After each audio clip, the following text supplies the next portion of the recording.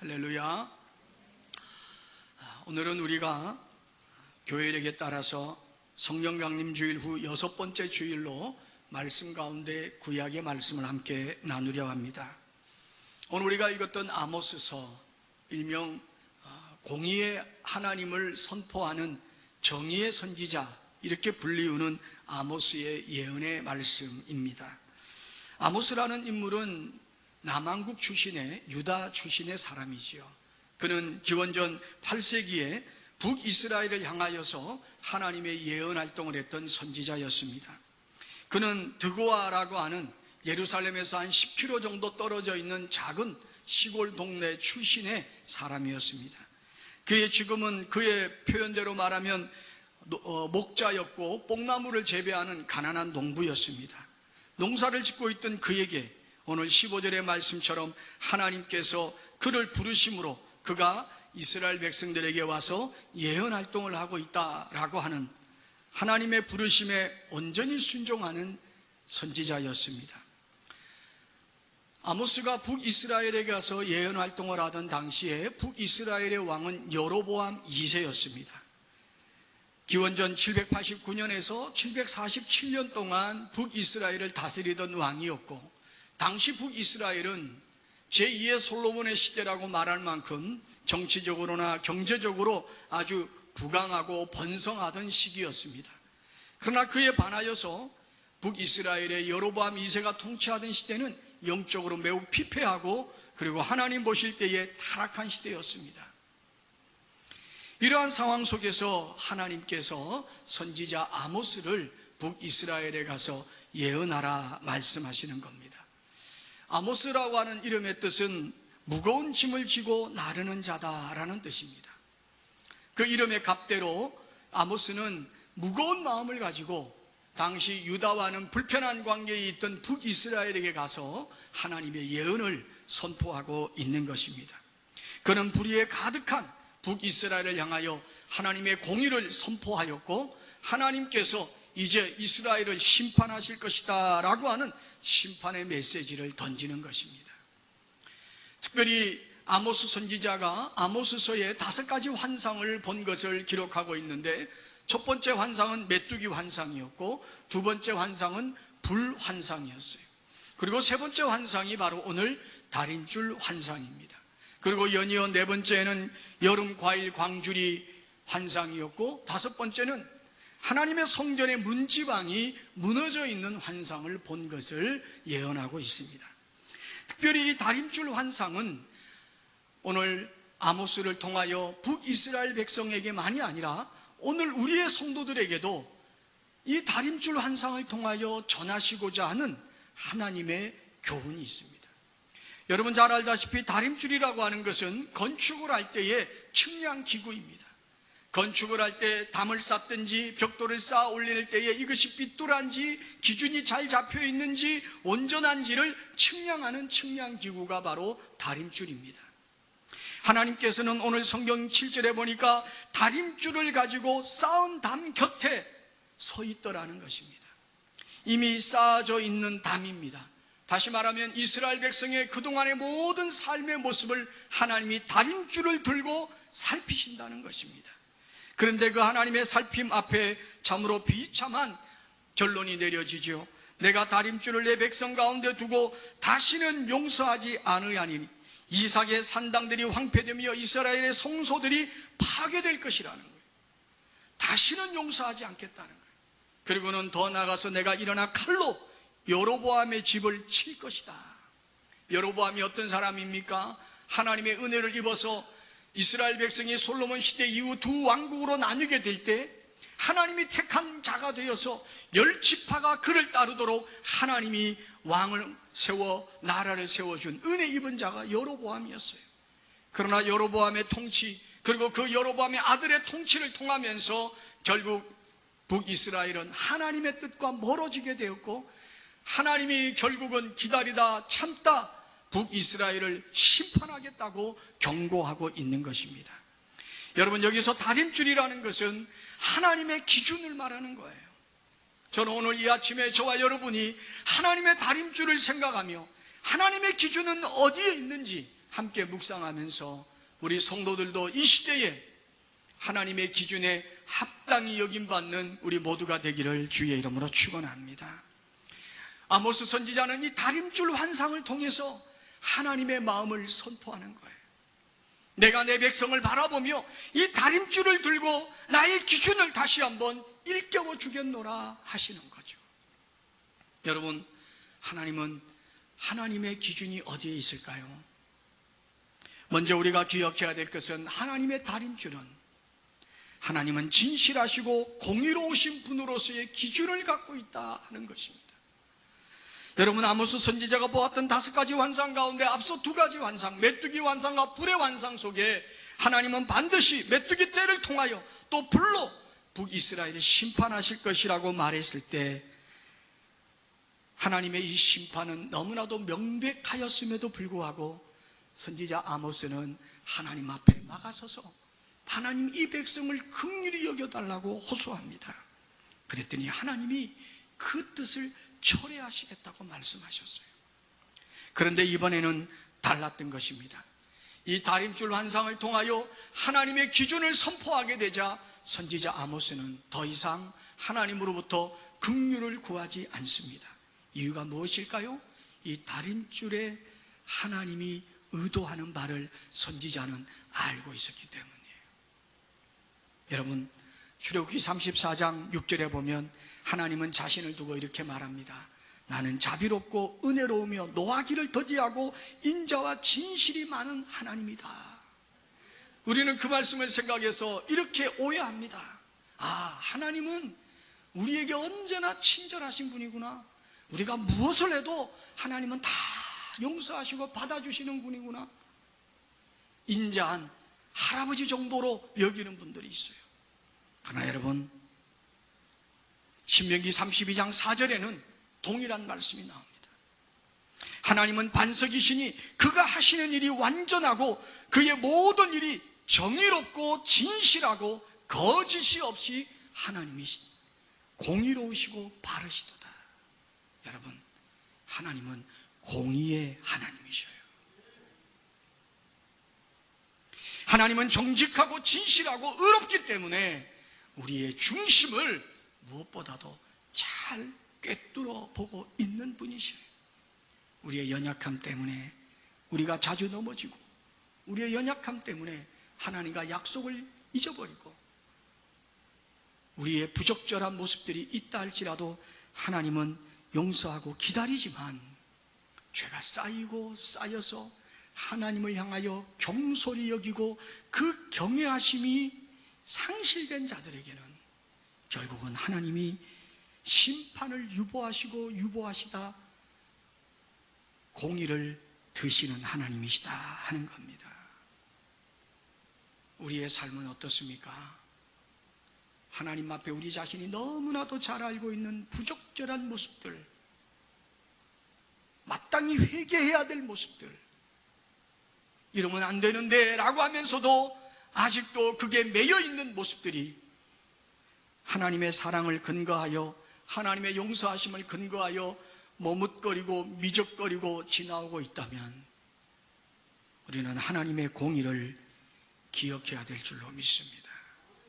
이 나라 이 백성이 오늘까지 너무나도 많은 하나님의 은혜를 입었음에도 불구하고 점점점 이 나라에 기독급에 있는 사람들이나 영향력을 가지고 있는 사람들이나 심지어 교계의 신앙의 지도자들조차도 하나님 앞에 진실하고 공의롭지 못하다면 결국은 하나님의 심판의 손은 들려질 수밖에 없음을 경고받고 있는 것입니다.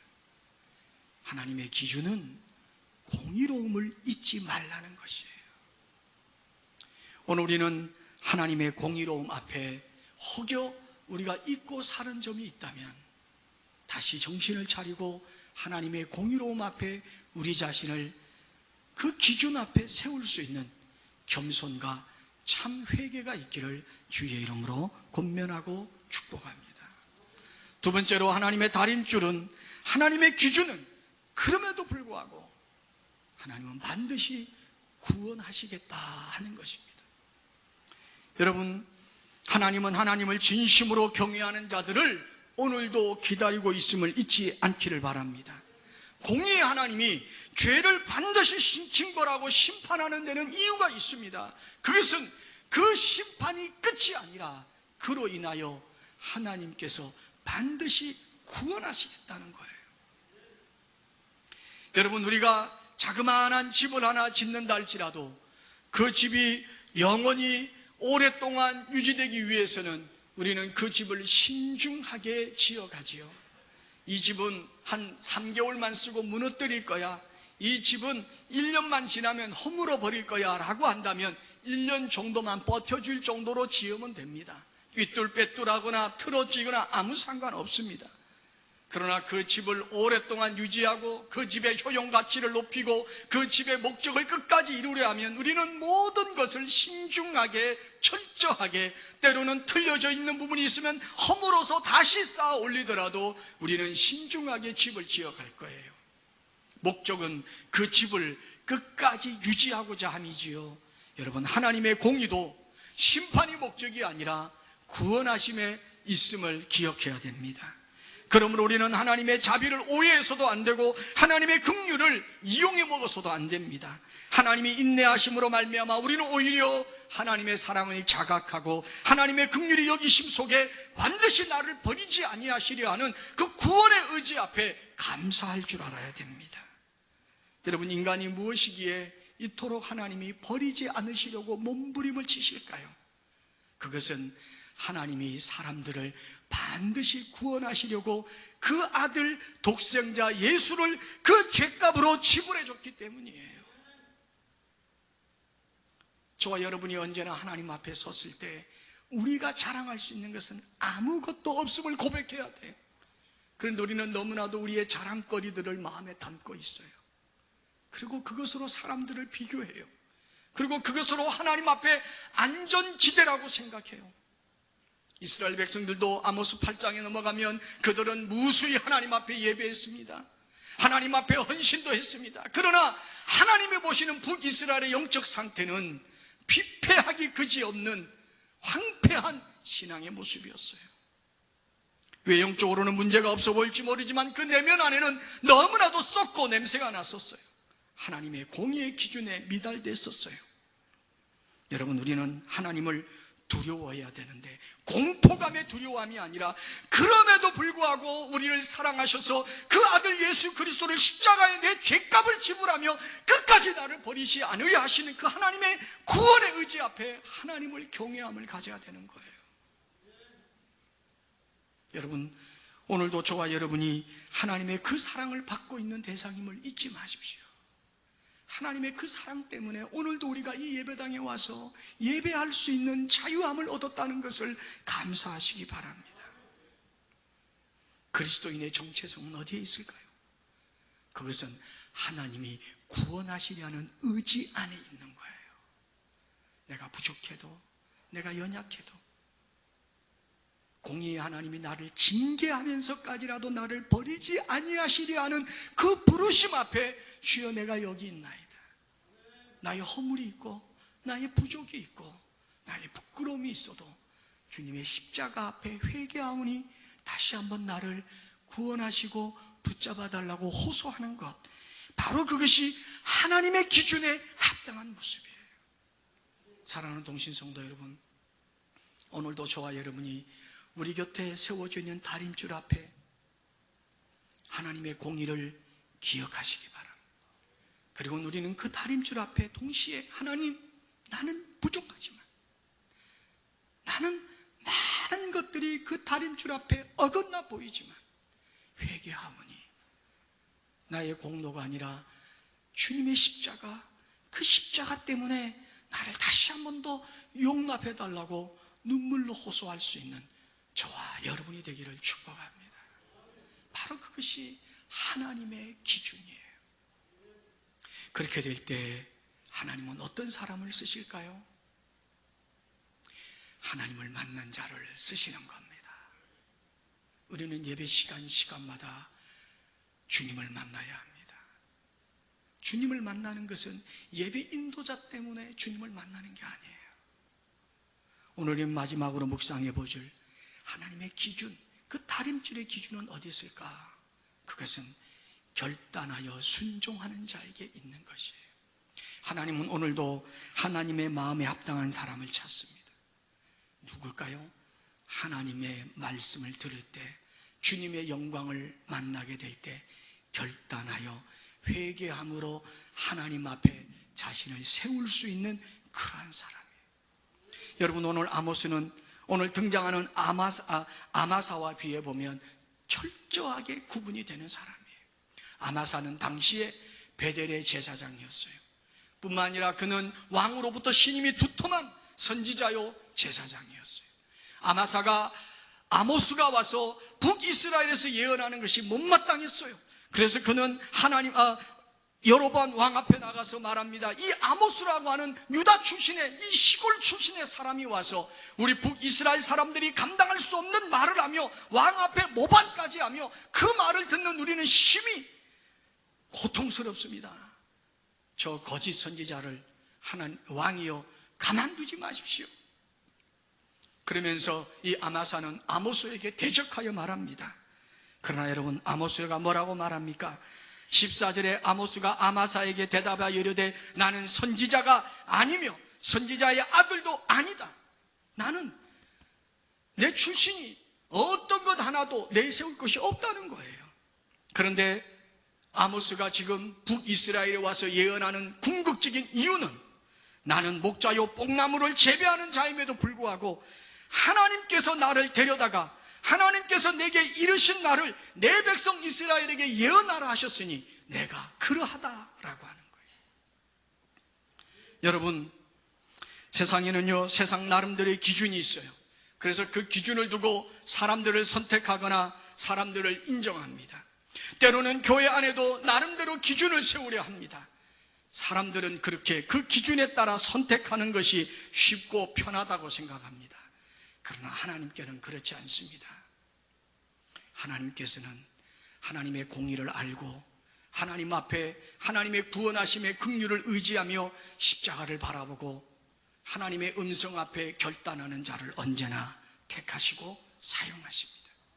여러분, 오늘도 저와 여러분이 하나님 앞에 쓰임받는 종 되기를 축복합니다. 무명의 사람이라 할지라도, 능함이 없어 보일지라도, 내세울 것이 없어 보일지라도 하나님은 말씀을 들을 때마다 주여 내가 여기 있나이다, 내가 오늘도 그 말씀 앞에 회개하며 주의 은혜 안에 살기를 소원합니다, 겸손한 자들을 오늘도 하나님은 쓰시는 거예요. 맥스 루케이도라는 목사님이 하나님이 캐스팅한 사람들이라는 책을 썼어요. 우리 한국교회에는 2010년에 두란노에 의해서 소개된 책입니다. 이 책에 이런 대목이 나와요. 지금으로부터 약 150년 전 영국에서 있었던 일입니다. 존 에글렌이라는 집사님이 계셨어요. 존 에글렌 집사님은 그저 무명의 집사님입니다. 그런데 1850년 1월달 영국에 눈이 많이 왔을 때 존 에글렌 집사님 역시도 주일 아침에 눈을 떠보니 눈이 많이 와서 교회를 갈 수가 없었습니다. 걸어가자고 하니 그 거리가 만만치 않습니다. 집에서부터 교회까지 약 10km 정도의 거리였거든요. 존 에글렌 집사님은 생각합니다. 오늘은 주일 교회를 갈 수가 없을지 몰라. 그런데 그 생각 끝에 다시 오르는 생각이 나옵니다. 그래도 너는 집사인데 주일날 교회에 가야 되지 않겠니? 너가 교회 가서 예배를 드리지 않으면 믿음이 연약한 자들은 어떠하겠니? 존 에글렌 집사님은 하나님의 음성으로 믿고 걸어서 10km의 길을 걸어서 교회당에 갑니다. 그런데 말이죠, 교회당 앞에도 눈이 많이 쌓여 있었어요. 예상 밖의 교인들은 13명밖에 오지 않았어요. 더욱이 눈이 너무 많이 쌓여서 그날 목사님도 교회에 오지 못하셨어요. 존 에글렌 집사님은 교회에 온 13명의 성도들의 얼굴을 보니까 전부 다 믿음이 약한 평신도들이었어요. 집사님은 고민합니다. 그냥 집으로 돌려보낼까? 그런데 또 마음 한켠에 음성이 옵니다. 너가 예배를 드려라. 존 에글렌 집사님은 한 번도 예배를 인도해 본 적이 없습니다. 더욱이 설교를 훈련받아 본 적도 없습니다. 그러나 그 음성 앞에 순종하여 13명의 성도들을 예배당에 데리고 들어와 예배를 드립니다.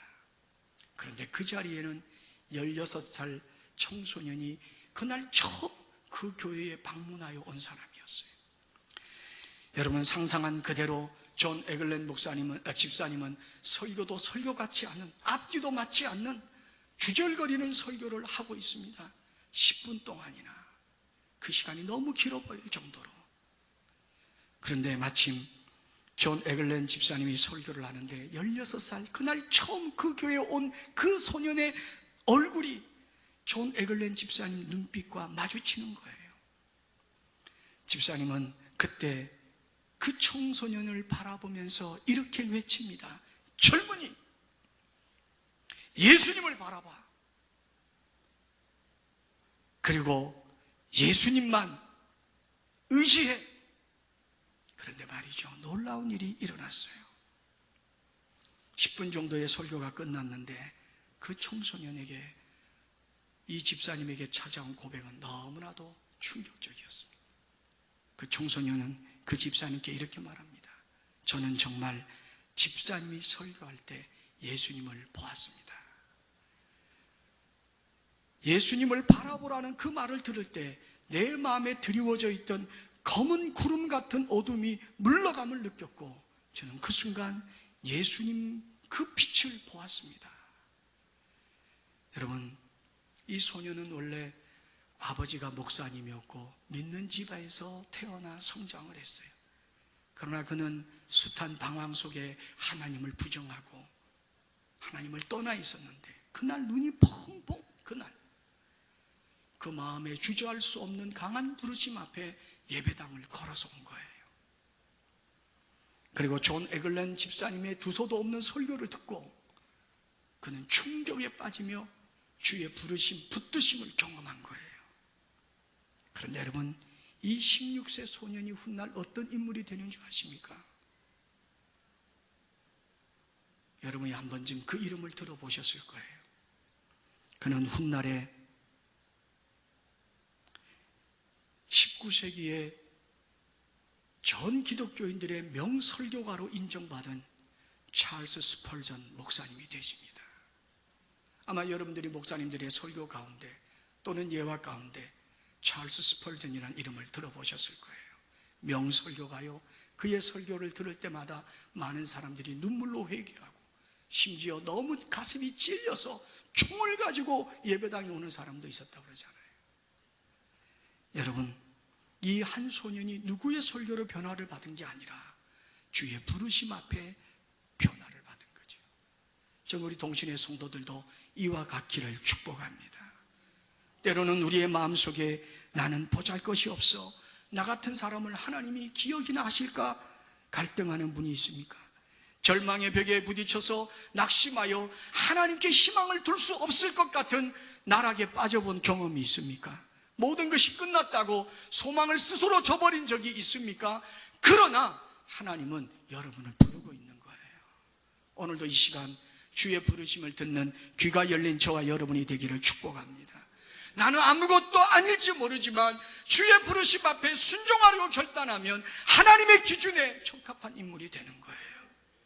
오늘도 우리 동신교회가, 우리 성도들이 하나님의 다림줄의 기준 앞에 인정받기를 주의 이름으로 축원합니다.